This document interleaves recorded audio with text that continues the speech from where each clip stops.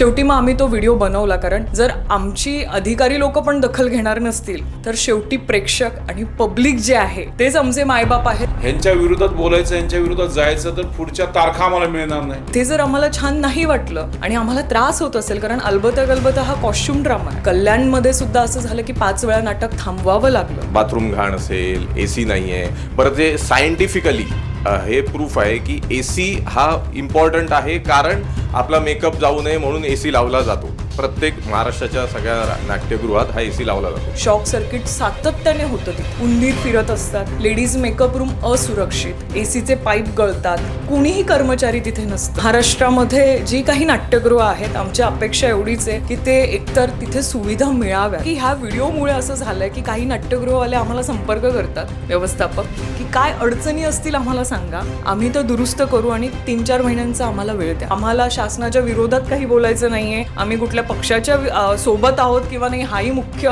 मुद्दा नाही. आम्ही एक कलाकार आहोत, एक माणूस आहोत आणि आम्हाला या गोष्टी हव्यात, एवढीच आमची बेसिक मागणी आहे. मी ॲडव्होकेट आशिष शेलार साहेबांना एक नम्र विनंती करतो.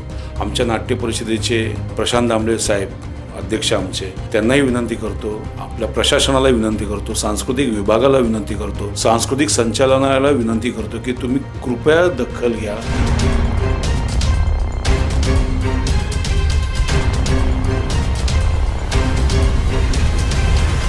मंडळी नमस्कार, मी प्रेरणा. आपण खरं तर विविध चित्रपटांच्या, नाटकांच्या कलाकारांच्या मुलाखती घेत असतो आणि त्यांचे विविध प्रश्न देखील असतात आणि त्याकडे लक्ष देणं तितकंच महत्त्वाचं आहे.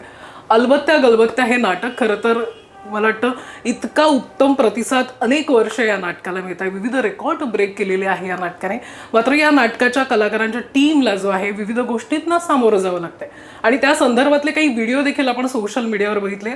नाट्यगृहांची दुरावस्था आणि त्या सगळ्यामध्ये कलाकारांना त्या रंगभूमीवर ते नाटक सादर करणं, त्या सगळ्या गोष्टींना सामोरं जाणं आणि हा प्रश्न आणि या मुद्द्यावर आपण आज अलबत्त्या गलबत्त्या या नाटकाच्या टीमसोबत बोलणार आहोत. निर्माते राहुल भंडारे, आपल्याकडे श्रद्धा हांडे आणि सनी यांच्यासोबत.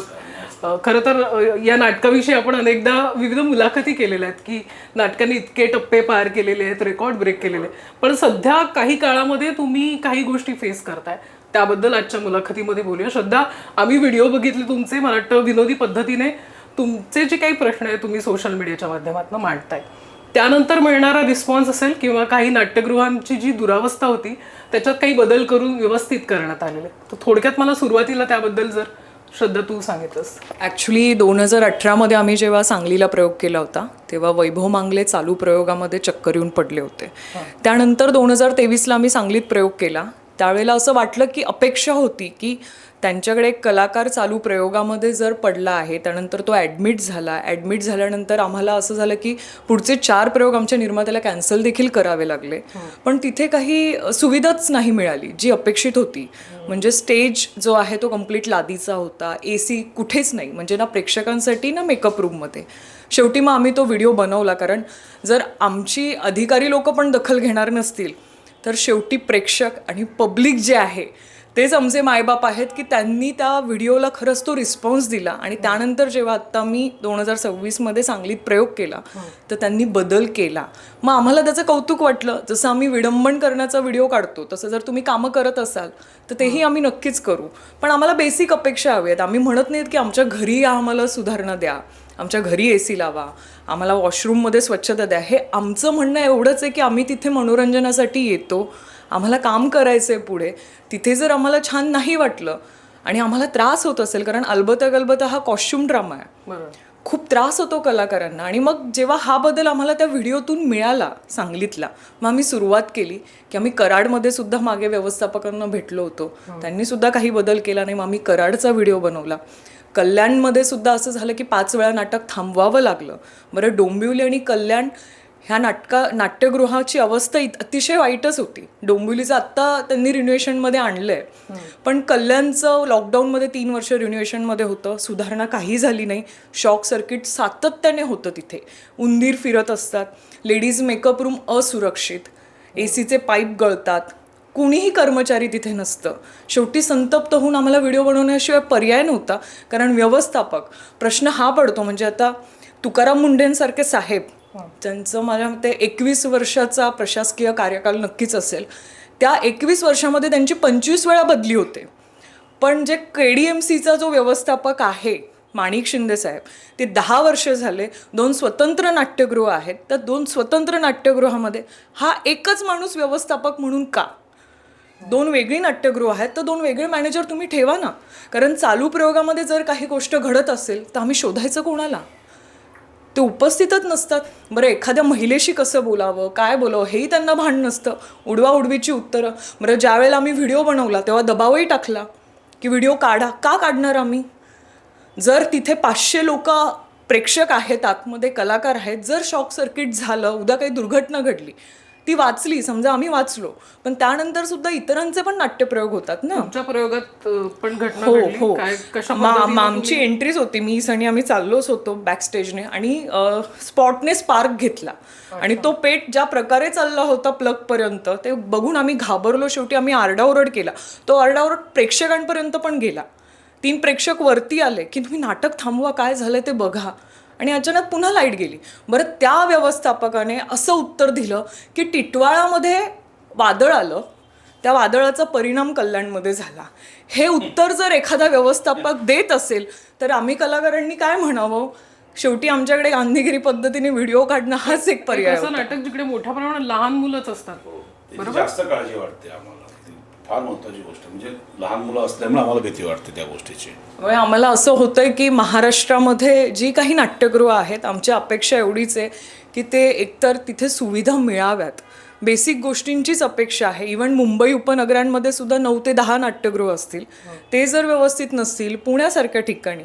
बरं, विष्णुदास भावे सांगलीचं नाट्यगृह सुद्धा प्रायव्हेटच आहे, पण त्यांनी पण सुधारणा करायला सुरुवात केली ना. म्हणजे मला असं वाटतं की जर सगळ्या नाटकवाल्यांनी ठरवलं की आपल्याला ही नाट्यगृह सुधरवायची आहेत अशा मार्गाने, तर माझ्या मते 4-5 महिन्यामध्ये सगळ्या नाट्यगृहांमध्ये सगळ्या सुविधा मिळतील. परंतु तुम्ही प्रयोग सादर केलेली कोणकोणती नाट्यगृह आणि तुम्ही व्हिडिओ केले त्याच्यानंतर कोणकोणत्या नाट्यगृहांमध्ये व्यवस्था सगळी व्यवस्थित करण्यात आली? सांगलीमध्ये अजून सुधारणा करणार आहेत, पण त्यांनी बेसिक स्टेजजवळ AC देणं, जो स्टेज रंगमंच आम्हाला जो लाकडाचा अपेक्षित होता तो केला त्यांनी, वॉशरूम बदलले. हे सांगलीत तर त्यांनी बदल केला. आता PCMCचा आम्ही व्हिडिओ बनवला होता. तर PCMCची पण गोष्ट अशी आहे की 3-4 वर्ष आम्ही तिथल्या अधिकाऱ्यांना सांगत होतो की इथे मेकअप रूममध्ये AC हवा, कारण नाट्यगृह उभारल्यापासूनच मेकअप रूममध्ये AC नाही आहे. मग ते म्हणाले नाही, आम्ही काम करतो, प्रोसेस चालू आहे. मग ऑक्टोबरमध्ये आमचा प्रयोग होता, ऑक्टोबर 2025मध्ये. तेव्हा मला तिथल्याच अधिकाऱ्याने सांगितलं की काम चालू झालं आणि मी प्रत्यक्ष पाहिलं पण की हो काम सुरू आहे बाबा, आता आम्हाला पुढच्या वर्षीपासून AC मिळेल. पण जेव्हा मी आत्ता प्रयोग केला तर तिथे ACच नव्हता. तिथल्या आम्ही कर्मचाऱ्याला विचारलं की मागच्या वेळेला काम चालू होतं, मग AC का नाही आहे? त्याने सांगितलं, एका सेलिब्रिटींचं नाव घेतलं, त्यांच्याशी चर्चा सुरू आहे. सो ती चर्चा होऊन हे गरजेचं आहे का हे अप्रुव्हल आलं की मग टेंडर निघेल. टेंडर निघालं की पुढच्या 2-3 वर्षामध्ये AC लागेल. ह्या उत्तरावरती शेवटी आम्ही ठरवलं की नाही, 3 वर्ष वाट बघितली, आता बोलावं लागेल आणि म्हणून आम्ही बोलतो. आमच्या नाटकाचं जे काय बिदागी आहे, जे काय आम्हाला बॉक्स कलेक्शनमधून जे पैसे येतील, आम्ही कोणीही मानधन घेणार नाही. आम्ही 1 लाख रुपये तिथे जाहीर केलं. ह्याची कुठेतरी त्यांना थोडंसं लाज वाटली असेल किंवा मला माहीत नाही, पण त्यांनी त्याची दखल इमिजिएटली घेतली.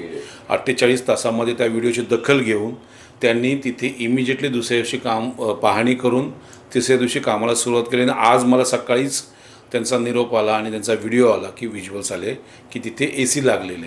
पण हा सगळा जो हट्टास जो आहे आम्ही जे करतो आहे, हे केवळ फक्त आमच्या नाटकापुरतं नाही आहे, तर अनेक नाटकांचे प्रयोग अनेक मोठे मोठे सेलिब्रिटी तिकडे करतात, ते प्रयोग करतात. त्यामुळे तो सगळा त्याचा फायदा सगळ्या नाटकांना होणार आहे. परंतु इतके मोठे मोठे दिग्गज सेलिब्रिटी परफॉर्मन्स करत असून सुद्धा इतके वर्ष कोणी आवाज उठवला नाही आणि आवाज उठवला नाही आणि कोणी बोलायलाही तयार नाही. म्हणजे खतखत ते सगळ्यांच्याच मनात, पण मांजराच्या घरात घंटा बांधणार कोण?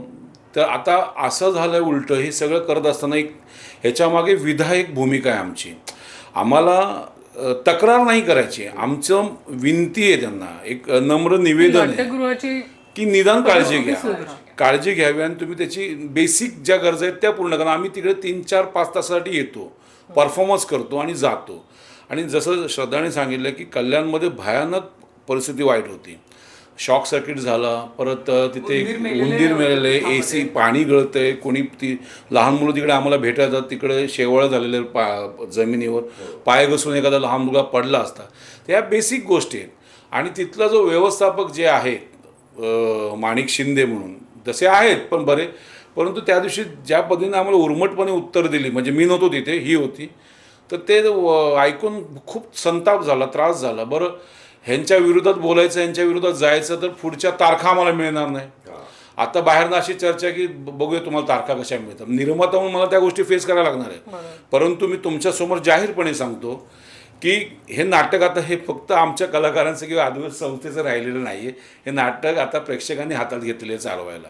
त्यामुळे उद्या जर एखाद्या थिएटरला जर आम्हाला तारीख नाही मिळाली, 3 माही वाटपात, ज्या आम्हाला नियमाप्रमाणे तारखा मिळतात, आमच्या डिपॉझिट तिकडे असतात, तर हे तिथले प्रेक्षक त्यांनाच दबाव देतील आणि आम्हाला तारखा द्यायला लावतील. कारण आम्हाला कसं आहे, कुठला राजकीय आम्हाला काय कुठला पाठिंबा नाही आणि आम्ही कुठल्या राजकीय पक्षाशीही बांधील नाही आहोत. आम्ही कलेशी बांधील आहोत. आम्ही नाटक कलेशी प्रामाणिक आहोत आणि त्या भूमिकेतनं आम्ही ही सगळी भूमिका मांडतो आहे कलाकार म्हणून. आणि मी नेहमीच या माझ्या सगळ्या कलाकारांना बोलतो, कारण शेवटी ते तिकडे फेस करत असतात. निर्माता म्हणून मी बॉक्स कलेक्शनला बाहेर बसलेलो असतो बुकिंग काउंटरला, परंतु ऑन स्टेज हे काम करत असतात, त्यांना ते फेस करावं लागतं.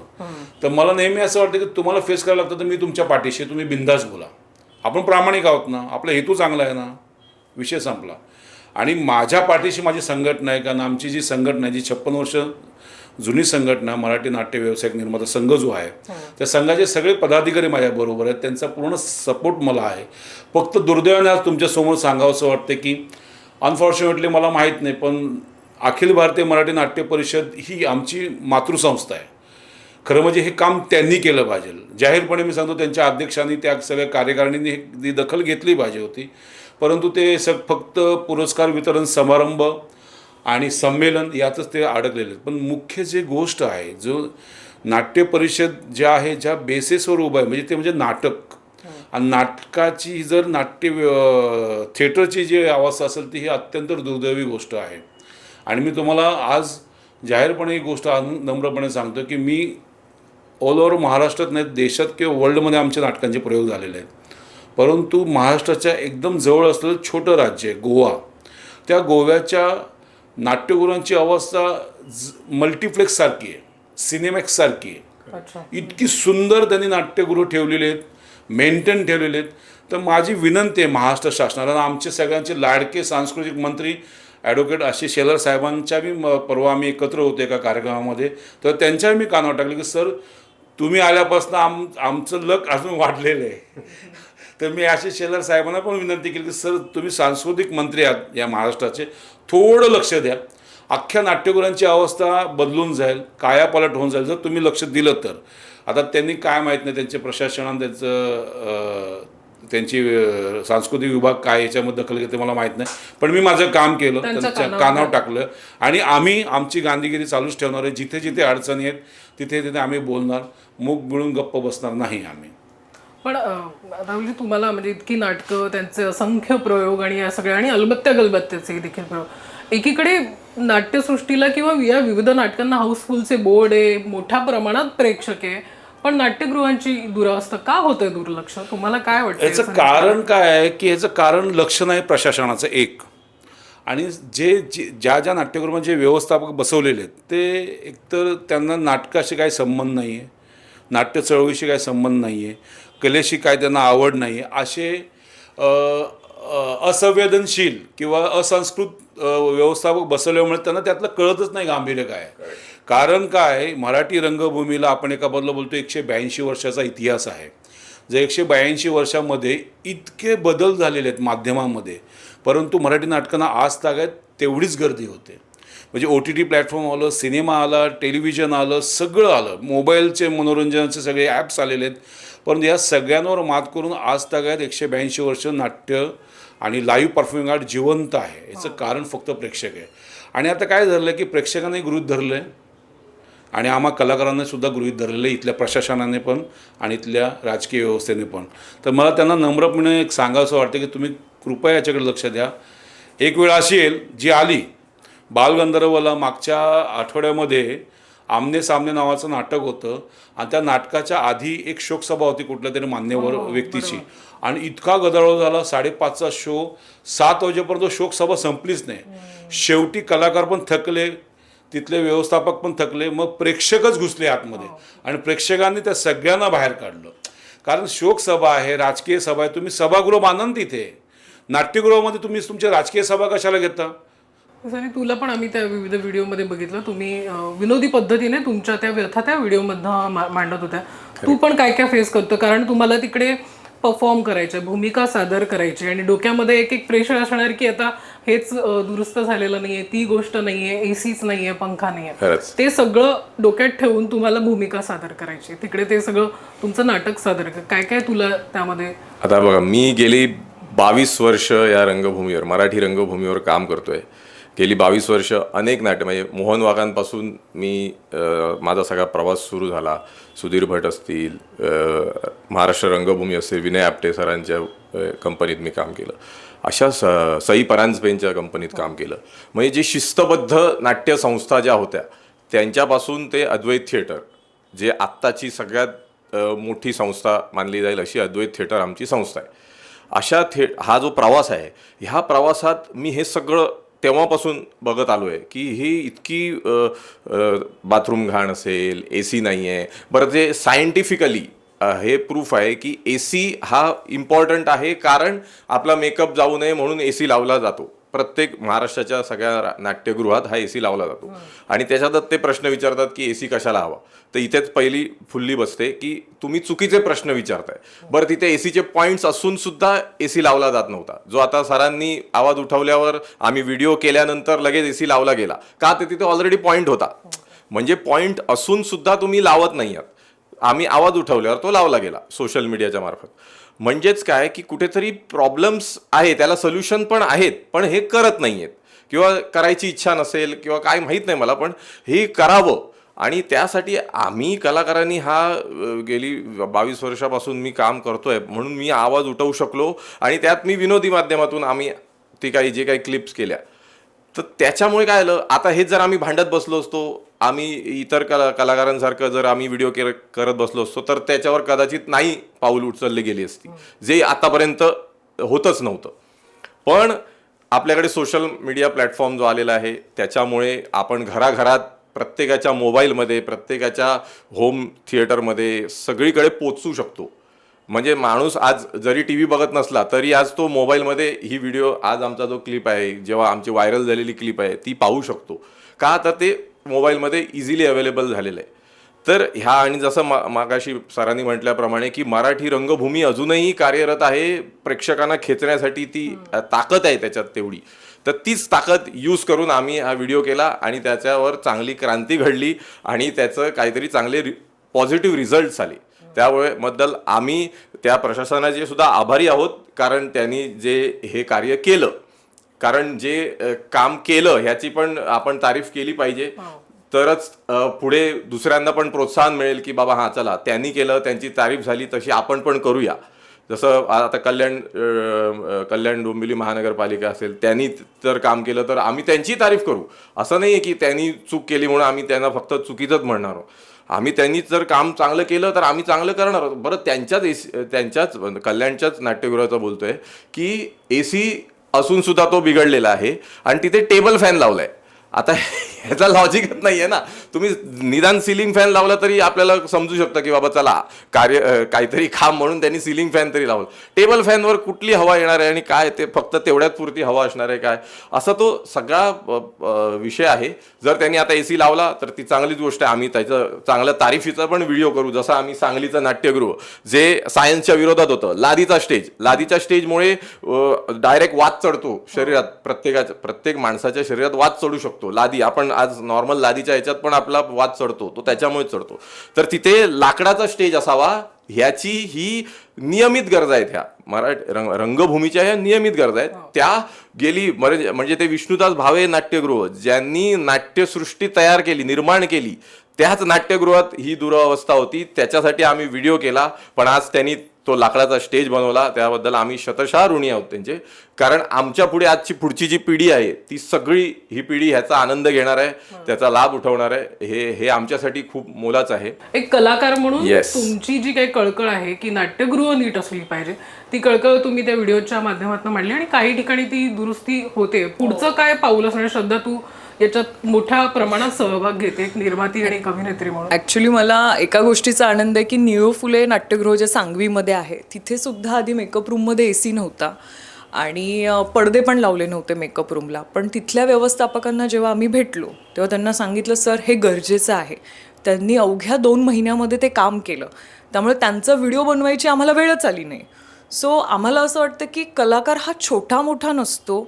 कारण खूप लोकांचं म्हणणं आहे की दिग्गज कलाकारांनी बोलावं ना, तुम्ही कोण आहात? म्हणजे ह्या व्हिडिओवरून आमचे अक्षरशः म्हणजे बोलू नये, पण तुमच्या काय लायक्या आहेत, तुम्ही का बोलताय, तुम्ही का आवाज उठवताय, ज्यांना बोलायचं ते बोलतील. म्हणजे जसं सर म्हणालेत की अखिल भारतीय नाट्य परिषद जे आमचे सगळं करता धरता आहेत असं आम्ही म्हणूया की बाबा ते आमचे मुखी आहेत, तर त्यांनी बोलावं, त्यांनी करावं, त्या लोकांनी आवाज उठवावेत किंवा त्यांनी त्यांच्या पद्धतीने, त्यांच्या हातात सत्ता आहे, पद आहे, तर त्यांनी ती कामं करावीत. पण ही न झाल्यामुळे आम्हाला बोलावं लागतं. आणि दुर्दैव असं आहे की त्यांचीच नावं घेऊन आम्हाला सांगितलं जातं की त्यांनी होल्ड केलं आहे.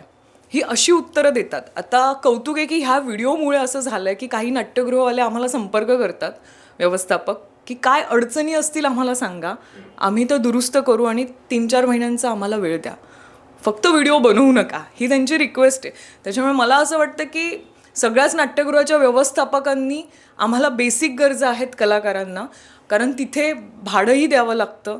तुम्ही भाडं घेता त्यामुळे फुकट कुठली सुविधा देत नाही आहेत ना. 4 तासाचं तुम्ही 14,000, 30,000, 35,000 अशी जर भाडी घेत असाल तर तुम्ही सुविधा द्या. म्हणजे इनफॅक्ट आपलं जे सांगलीचं पण नाट्यगृह, सांगली नाही सातारा ना, शाहू कला मंदिरमध्ये ना प्रेक्षकांचं कॅन्टीन बाहेर आहे, जे की नाट्यगृहाच्या आत असतं. म्हणजे हा तर जो त्रास आहे तो प्रेक्षकांना आहे, तर ते नाही झालं पाहिजे. म्हणजे कलाकार असेल, बॅकस्टेजवाले असतील आणि इव्हन येणारा प्रेक्षक वर्ग ह्यांना कुठल्याही प्रकारचा त्रास होणार नाही ह्याची नाट्यगृहाने, तिथल्या व्यवस्थापकाने आणि मुख्य म्हणजे प्रशासनाने सुद्धा ह्याची दखल घेतली पाहिजे. आणि इव्हन जे कुठले प्रायव्हेट नाट्यगृह जे असं आहेत त्यांना जर कुठला प्रॉब्लेम असेल, जर ते फायनान्शियली तेवढे स्ट्रॉंग नसतील काम करायला, तर एखादा कुठला तरी सांस्कृतिक कार्यक्रम जो आहे ज्याच्यावरती कोट्यावधी रुपये खर्च केले जातात, तो निधी थोडाफार कमी करून जर ह्या प्रायव्हेट नाट्यगृहांमध्ये दिला तर नाट्यगृहांची संख्यासुद्धा वाढेल. कारण काही नाट्यगृह अशी आहेत की ज्या ठिकाणी काही नाट्यसंस्था प्रयोगच करत नाहीत, तिथे तेवढ्या सुखसुविधा नाही आहेत म्हणून. तर हा बदल करण्यात यावा. आम्हाला शासनाच्या विरोधात काही बोलायचं नाही आहे, आम्ही कुठल्या पक्षाच्या सोबत आहोत किंवा नाही, हाही मुख्य मुद्दा नाही. आम्ही एक कलाकार आहोत, एक माणूस आहोत आणि आम्हाला या गोष्टी हव्यात, एवढीच आमची बेसिक मागणी आहे. त्यामुळे आम्ही एक आवाज योग्य पद्धतीने उचलत आहोत, तर आम्हाला साथ द्या की जेणेकरून आमच्या नंतर येणाऱ्या पुढच्या कलाकारांना असेल, प्रेक्षकांना असेल, त्रास होणार नाही. आणि तुम्ही बघा कित्येक हिंदी कलाकारांचे व्हिडिओ आहेत की मराठी नाटकं आणि मराठी प्रेक्षक वर्ग हा अफाट आहे. म्हणजे लोक कौतुक करतात आपलं. परेश रावल यांनी त्यांनीही म्हटलं, त्यानंतर अजून एक नॉर्थच्या ॲक्ट्रेस आहेत त्याही म्हणाल्या, हो, त्यांनीही म्हटलं की कौतुक वाटतं की मराठी वर्ग तेवढं बजेट ठेवतं, ती फॅमिली नाटकाला येते. आज एक कुटुंब नाटकाला यायचं म्हटलं तर 5 लोक असतील तर 2,500 जातील. तर ते देतात ना त्या 3 तासासाठी, ते लोक तेवढे पैसे खर्च करतात, तर त्यांना तो आनंद मिळायला हवा ना. जर त्या नाट्यगृहातले AC काम करत नसतील तर कसा बरं, प्रेक्षक असे आहेत ना की त्यांना ते नाटक आवडतं ना, ते काही बोलत नाहीत, ऍडजस्ट करतात. आणि कलाकारांचं पण असं झालंय की अरे आपल्याला नाटकाचा प्रयोग करायचा आहे ना, शो मस्ट गो ऑन, तर आपल्याला करायचं आहे. मग तिथले AC चालू नसू देत, स्वच्छता नसू दे, म्हणजे आमच्या हेअर ड्रेसर एखादं कापड बघतात, ते टेबल साफ करतात, काहीतरी ॲडजस्टमेंट करतो, नाही तर आम्ही बाहेरून फॅन आणतो. ही जर परिस्थिती असेल तर ह्या लोकांचा उपयोग काय? त्यामुळे आम्ही ठरवलेलं आहे आता की आम्ही जिथे जिथे आम्ही एकदा सांगू तुम्हाला, नाही ऐकलं तर आम्ही पुढची पावलं आमची हीच असणार आहेत. आम्हाला कितीही ट्रोल करा की तुम्ही प्रसिद्धीसाठी व्हिडिओ बनवतात, आता मुद्दा हा आहे की ह्या ऑलरेडी आम्ही वर्ल्ड रेकॉर्ड केलेली इव्हन अलबत्याने एका दिवशी एकाच नाट्य मंदिरामध्ये एकाच टीमने 6 प्रयोग केले. पण ह्याची शासनाने अजून दखलच नाही घेतली नाट्य परिषद ना नाट्य परिषदेने, की एक मराठी नाटक, बरं ह्या नाटकामध्ये सेलिब्रिटी नाही आहे, आमचं नाटकच सेलिब्रिटी आहे. अलबत्या गलबत्या हा विषयच असा आहे, एकतर ते बालप्रेक्षकांपासून मोठ्यांपर्यंत सगळ्यांना खेळून ठेवणारं नाटक आहे. बरं अलबत्या गलबत्या हे असं काम करतंय, हा उद्याचा प्रेक्षक तयार करणारं नाटक आहे. अनफॉर्च्युनेटली असं आलं की ज्या नाटकाचा बेस बालरंगभूमी आहे त्यालाच अनुदान नाही आहे.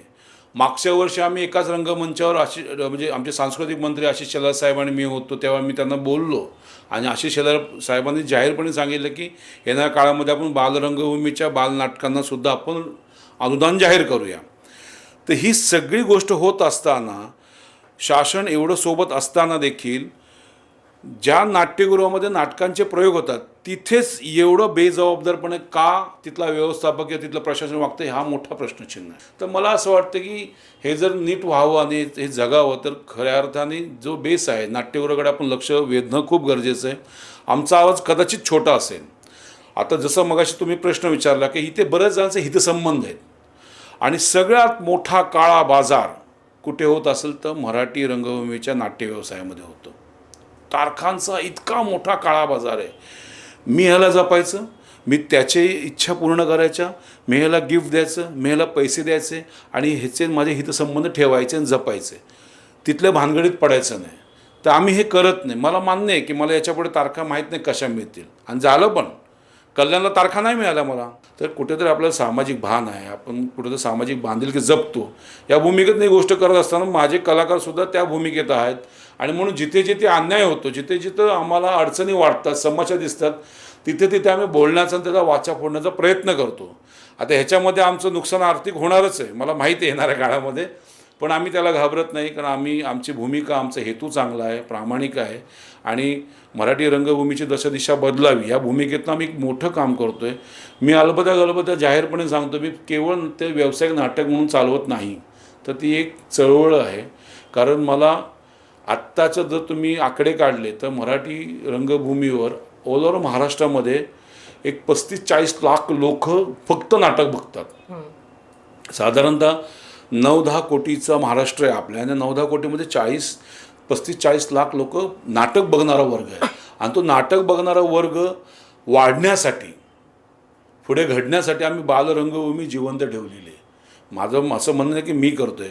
सुधा करमरकर ताई असतील, रत्नाकर मतकरी असतील, प्रतिभाताई मतकरी असतील किंवा आमच्या विद्याताई पटवर्धन असतील किंवा आमच्या देशपांडे ताई असतील, सुषमा देशपांडे, या सगळ्यांनी मराठी रंगभूमीसाठी खूप मोठं योगदान दिलेलं आहे आणि त्यांचाच वारसा आम्ही जपत ही पाऊल पुढं चालू ठेवतो आहे.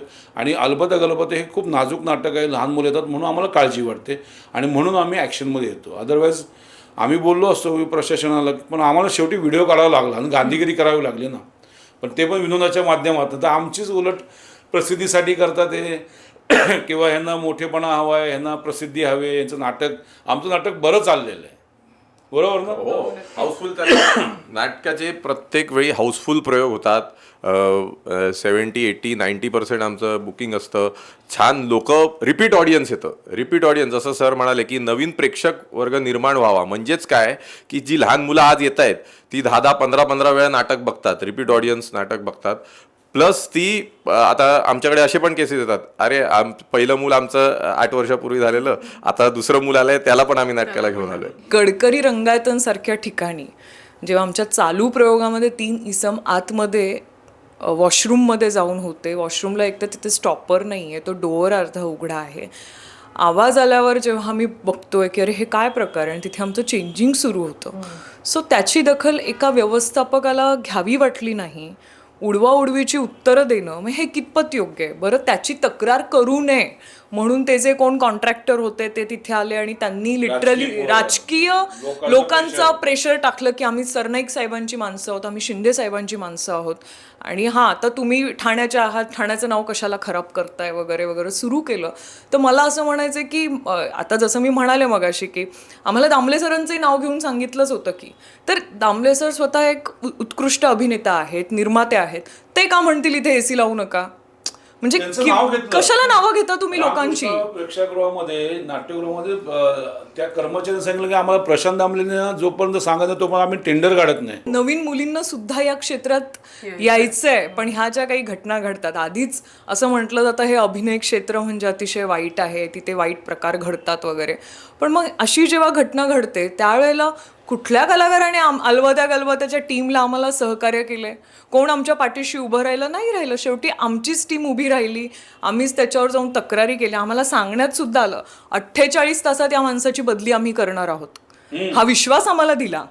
ते अजून बसले. पण ते अजून तिथे बसलेले आहेत, त्यांचं काम करतायत. तर मुळातच अशा व्यक्तींची नेमणूक करा, अशा लोकांना ह्या सांस्कृतिक विभागावर ठेवा की ज्यांना किमान त्या कलेची जाण असेल, ते ग्राउंड लेवलला येऊन कामं करतील. हे ॲक्च्युली लोकशाही पद्धतीने, आपण लोकशाही देशात राहतो, त्यामुळे लोकशाही पद्धतीने आम्ही हे सगळं चळवळ चालू ठेवलेली आणि अविरत चालू ठेवणार आहे जिकडे जिकडे अन्याय आहे तिथे. पण तुमच्या माध्यमातून मी विनंती करतो स्पष्टपणे आणि जाहीरपणे की या महाराष्ट्राला खूप चांगले सांस्कृतिक मंत्री भेटलेले ज्यांना कलेची साहित्याची जाण आहे. मी ॲडव्होकेट आशिष शेलार साहेबांना एक नम्र विनंती करतो. आमच्या नाट्य परिषदेचे प्रशांत दामले साहेब अध्यक्ष आमचे, त्यांनाही विनंती करतो. आपल्या प्रशासनाला विनंती करतो, सांस्कृतिक विभागाला विनंती करतो, सांस्कृतिक संचालनालयाला विनंती करतो की तुम्ही कृपया दखल घ्या, तुम्ही कृपया थोडं लक्ष द्या. तुमच्या बिझी शेड्यूलमधनं नक्कीच ही सुधारणा होईल आणि एक जो वारसा या महाराष्ट्राला मिळालेला आहे सांस्कृतिक नाटकाचा, तो आणखीन सुंदर होईल. मराठी रंगभूमीवर खूप नवीन नवीन लेखक, नवीन नवीन दिग्दर्शक येऊ टाकलेले आहेत, प्रचंड ताकदीचे कलाकार येऊ टाकलेले आहेत. तर कुठेतरी ती गोष्ट त्यांना आपण तो वारसा जर त्यांना नीट दिला तर त्यांनाही आनंद जास्त होईल आणि मोठ्या प्रमाणामध्ये सांस्कृतिक चळवळ होईल, निर्माण होईल. आणि लोकांची गर्दी का नाही माहिती आहे? या सगळ्या गोष्टीमुळे. काही नाट्यगृहामध्ये खाद्यपदार्थ घेऊन जागा नका, काही नाट्यगृहामध्ये पार्किंगची व्यवस्था नाही, काही नाट्यगृहामध्ये कॅन्टीनच बाहेर आहे, काही नाट्यगृहामध्ये टॉयलेटच स्वच्छ नाही आहे. अशा अनेक गोष्टी, असुविधा प्रेक्षकांच्या दृष्टीने सुद्धा आहेत आणि कलाकारांच्या दृष्टीने सुद्धा आहे. ह्या जर आपण नीट केला तर नक्कीच आपली सांस्कृतिक भूक वाढेल, आपला ऑडियन्स वाढेल आणि आपल्या नाटकांना प्रचंड गर्दी होईल. आता नक्कीच नाटकांना खूप चांगला रिस्पॉन्स आहे सुदैवाने. सिनेमांपेक्षा, टेलिव्हिजनपेक्षा नाटकांना जबरदस्त रिस्पॉन्स आहे आणि याची कल्पना आम्हा सगळ्यांना आहे. तर कशाला तुम्ही या व्यवसायाकडे दुर्लक्ष करता आणि यांना सांस्कृतिक नाट्य चळवळीकडे दुर्लक्ष करता? तर माझी विनंती सर्वांनाच आहे, कृपया थोडा वेळ द्या, थोडं लक्ष द्या. नक्कीच. मला असं वाटतं एक कलाकार म्हणून तुम्ही त्या कलेच्या माध्यमातून तुमच्या व्यथा त्या व्हिडिओतून मांडल्या आणि आजही या मुलाखतीमध्ये सांगितले. तुमचे जे काही प्रश्न आहेत ते लवकरात लवकर सुटू देत. तुम्ही वेळात वेळ सगळ्या कामातनं काढला. मुलाखतीसाठी धन्यवाद. Thank you so much.